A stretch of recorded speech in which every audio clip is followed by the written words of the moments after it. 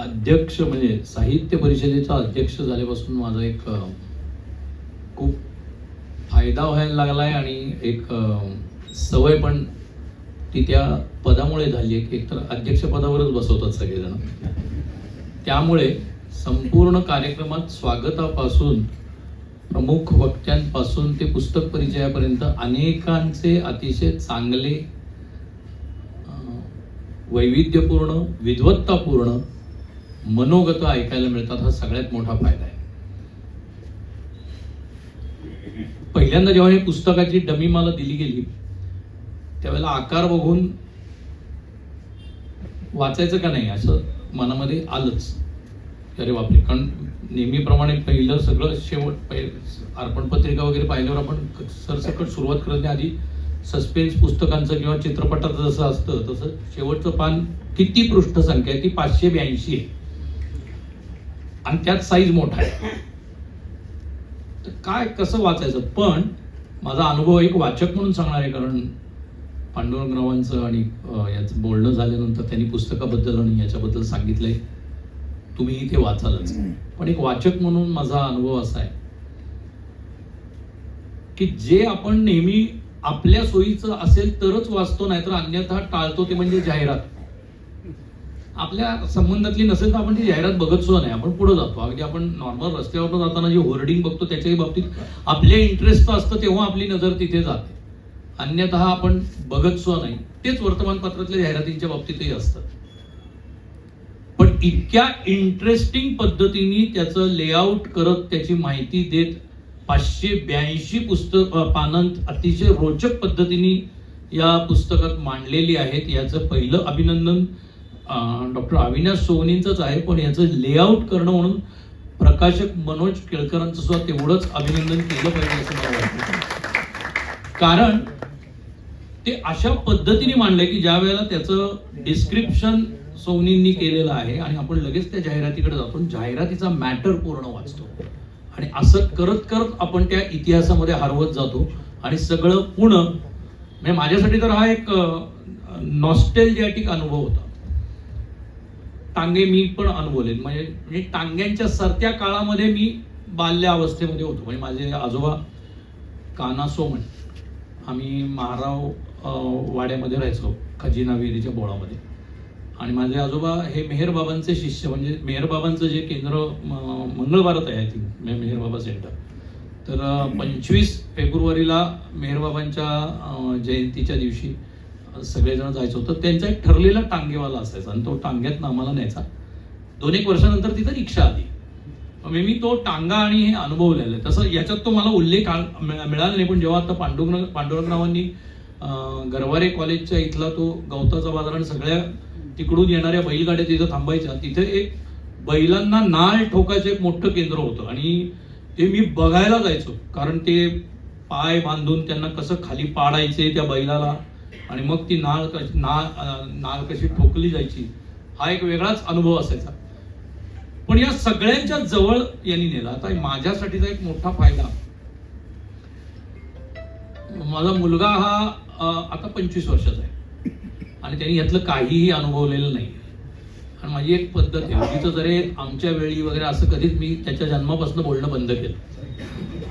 म्हणजे जो पुणेकरांवर पुलंनी एका अर्थी आरोप केला होता की पुण्यामध्ये 5 वर्षाचा मुलगा सुद्धा आमच्या काळी असं बोलायला लागतो, असं तुम्हाला पुणेकर व्हायचंय, नागपूर वाईकर व्हायचंय का मुंबईकर व्हायचंय, या त्यांच्या लेखामध्ये पुलंनी एका अर्थी पुणेकरांची टवाळी किंवा टिंगल केली. पण आपण पुणेकर हे सरदारजींसारखे आहोत की आपल्यावर जेवढे विनोद आपण जेवढ्या दिलखुलासपणे ते घेतो आणि अभिमानाने मिरवतो.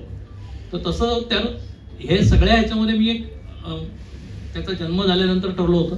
आणि विशेषतः सतत तरुण पिढीबरोबर प्रशिक्षक म्हणून काम केल्यानंतर कधीही आपल्या अनुभवाचे गोडवे गायचे नाही. आमच्या वेळी असं होतं, आमच्या काळात असं होतं, अशा पद्धतीने नाटकं हाऊसफुल व्हायची, आम्ही प्रभाकर पणशीकरांना पाहिलंय वगैरे असलं काही सांगत बसायचं नाही. पण तरी त्याला हे कळलं पाहिजे असं वाटल्यामुळे माझं वाचून झाल्यानंतर मी घरामध्ये फक्त ते ओपन फोरम जसा असतो तसं ते अशा ठिकाणी ठेवलं की त्यांनी चाळायला सुरुवात करावी. मग माझ्या असं लक्षात आलं की त्याला ते जाहिरातींपासूनही कळते, कारण त्या जाहिराती जशाच्या तशा छापलेल्या आहेत. म्हणजे जुन्या प्रिंटिंग स्टाईलनीच त्या छापलेल्या आहेत ज्या वर्तमानपत्रामध्ये आल्या. मग जसजशा गप्पा मारायला लागलो तसं मला असं वाटलं आणि ते त्यांनीही त्यामध्ये इंटरेस्ट दाखवला म्हणून मी त्याला मिनर्वा पासून हेरिटेज वॉक सारखं फिरवायला सुरुवात केली. मला माझं पुस्तक वाचून 10 दिवस झाले. त्या 10 दिवसात आतापर्यंत 3 वेळा आम्ही हेरिटेज वॉक केलेला आहे. म्हणजे मिनर्वा, रतन टॉकीज आणि तो जो सगळा हे आहे भाग श्रीनाथ टॉकीज, तो त्याला फिरवला की इथे टॉकीज होतं, इथं आता काय 3-4 मजली वाहनतळ झालेला आहे. तिथे 52 आठवडे एक सिनेमा चाललेला होता. कारण आता हा सुद्धा ऑस्ट्रेलिया झालेला आहे. कुठलाही सिनेमा आता 52 आठवडे चालत नाही. 3 शनिवार रविवार चालला तर तो सुपरहिट असतो. त्याचे गणितच बदललेत, त्या व्यवसायाची गणितं बदललीत. आता कोणीही ही जाहिरात करत नाही. त्यातल्या त्यात धुरंधर आल्यानंतर पुन्हा काही आठवडे असा चालू शकतो सिनेमा, काही महिने असं जाहिरातीत द्यायला सुरुवात केली. तर हे त्याला मी तिथं फिरवत सांगितल्यानंतर त्याला इंटरेस्ट निर्माण झाला किंवा त्याला ते आणि मग तो ते पुस्तक वाचायला लागला. मग कारण या काळाच्या ओघात ही निघून जाणार आहेत, पण तरीही विसरलेले पुणे हे सतत आठवणीत राहील अशा पद्धतीने लिहिलेलं पुस्तक आहे.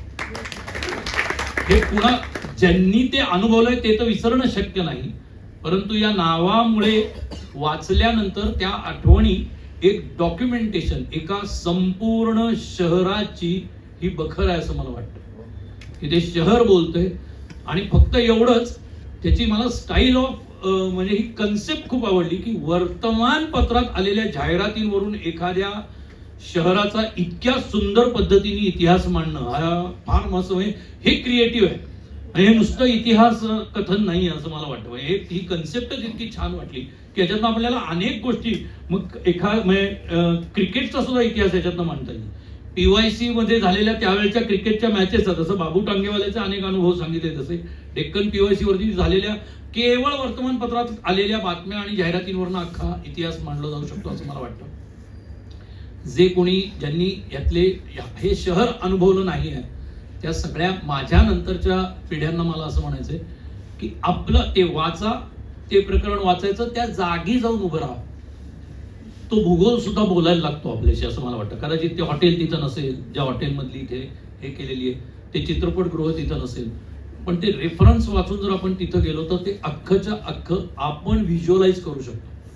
म्हणजे त्याला जेव्हा लकडी पुलावर मी आता उभेला माझ्या मुलाला घेऊन गेलो, म्हटलं इथे एक बाई होत्या, त्यांची अशी कळशी असायची आणि त्या कळशीतनं पाणी वाहत असायचं, असं आयलंड होतं. काय सांगतो बाबा म्हणलं हो असं आयलंड होतं. तिथनं कधीपर्यंत, तर हे 90 सालापर्यंत होतं, 85 ते 90च्या आसपास ते होतं. म्हणजे त्याच्या जन्माच्या आधी एका अर्थी 9 वर्ष ते तिथनं काढलेलं होतं, 9-10 वर्ष आधी. हे जेव्हा त्याला कळलं त्यावेळेला तो त्या भागाकडं फार, म्हणजे तिथे उभं असताना पलीकडनं जाणारी मेट्रो दिसत होती त्याला. 2 वेळा ती मेट्रो गेली, पण तरीही ते शहर फ्लॅशबॅक सारखं ब्लॅक अँड व्हाईट मध्ये त्याच्या समोरून तरळून गेलं जेव्हा हे वर्णन त्यांनी वाचलं. तर मला असं वाटतं की डिजिटल एरामधनं आपण पुन्हा ब्लॅक अँड व्हाईट एरामध्ये या पुस्तकाच्या माध्यमातून जातो आणि ते अनुभवलं पाहिजे. नुसतं करमणूक म्हणून नाही, वाचन प्रिय व्हावं, हे पुस्तक वाचक प्रिय व्हावं म्हणून नाही, तर ही आपल्या पुण्याची बखर आहे. म्हणजे तुम्हाला पुणेकर व्हायचं आहे का, तर जे पुलं असं म्हणले की पुन्हा एकदा थांबा, विचार करा, खरंच तुम्हाला पुणेकर व्हायचं आहे का. त्याच्या पुढं मी असं म्हणेन, व्हायचं असेल तर हे पुस्तक नक्की वाचा आणि आत्मसात करा. एवढं बोलतो आणि थांबतो.